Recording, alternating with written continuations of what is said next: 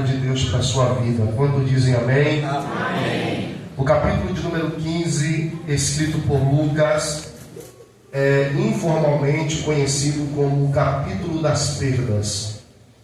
Eu sei que aqui dentro desse capítulo existe aí três personagens principais, que é a ovelha, a mulher que se perde uma moeda na sua casa e o filho que se perde ao se retirar da casa do seu pai. Só que se a gente fazer uma análise de todas as parábolas aqui escritas, a gente aprende que o personagem principal são as perdas e a alegria de reencontrar aquilo que foi perdido. Eu sei que a gente costuma pregar a ovelha, a dracma e também o filho que se perde para pecadores. Se a gente analisar o capítulo de número 15, Jesus não está pregando para pecadores. Não existe problema algum você ministrar esse texto para pecadores, mas o objetivo dessa palavra não é direcionado aos pecadores. O capítulo 15 é direcionado a uma classe madura, uma classe importante, bastante forte dentro do judaísmo. Se você olhar o capítulo 15, versículo de número 1, versículo de número 2, o texto diz que Jesus está falando aos fariseus e aos escribas. Se a gente olhar toda a estrutura do capítulo 15, a gente aprende que o capítulo 15 é a continuação do capítulo 14. No capítulo 14, Jesus está pregando, no versículo 25, a ele se aproxima uma grande multidão. E no capítulo 15, o evangelista São Lucas vai dar nome ou categorizar o tipo de gente que está se aproximando de Jesus.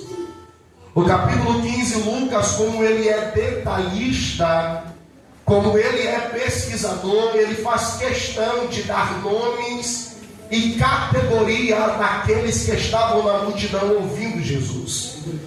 O capítulo 15, versículo 1 diz que a ele se aproximava os publicanos e os pecadores daquela época.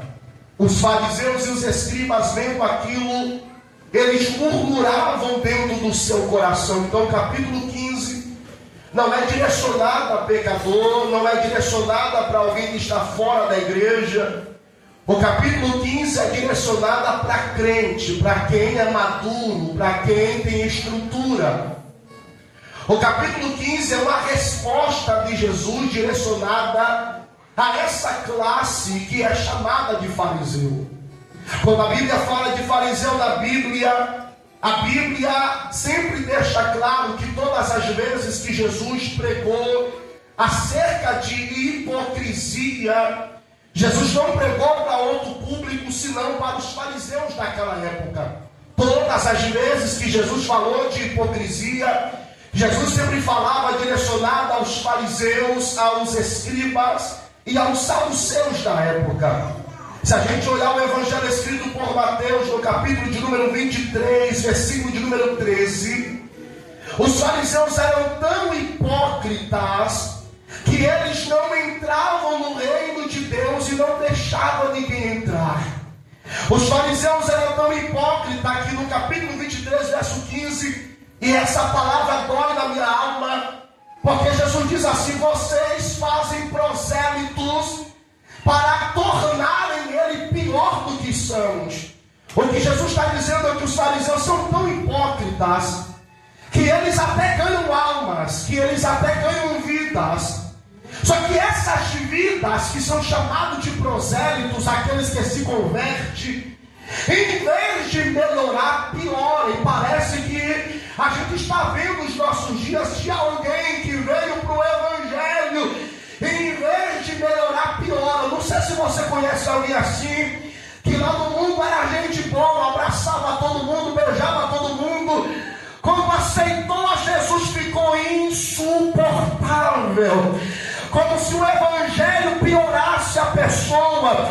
Eu tenho uma palavra para dizer a essa igreja: o Evangelho não piora ninguém. E se o Evangelho entrou na vida de alguém e piorou, pode ter certeza, é Evangelho de fariseu. Até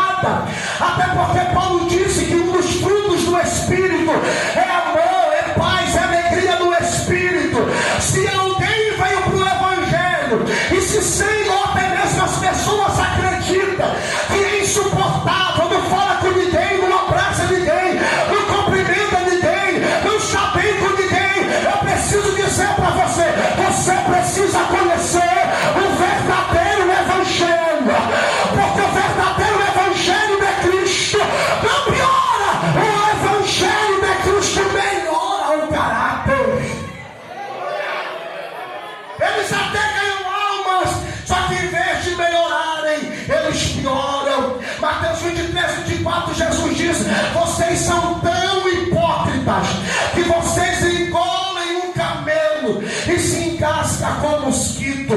Só que eu quero chamar a sua atenção para a expressão hipócrita.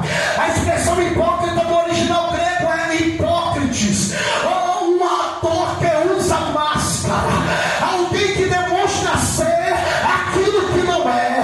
O bonito é isso, porque os fariseus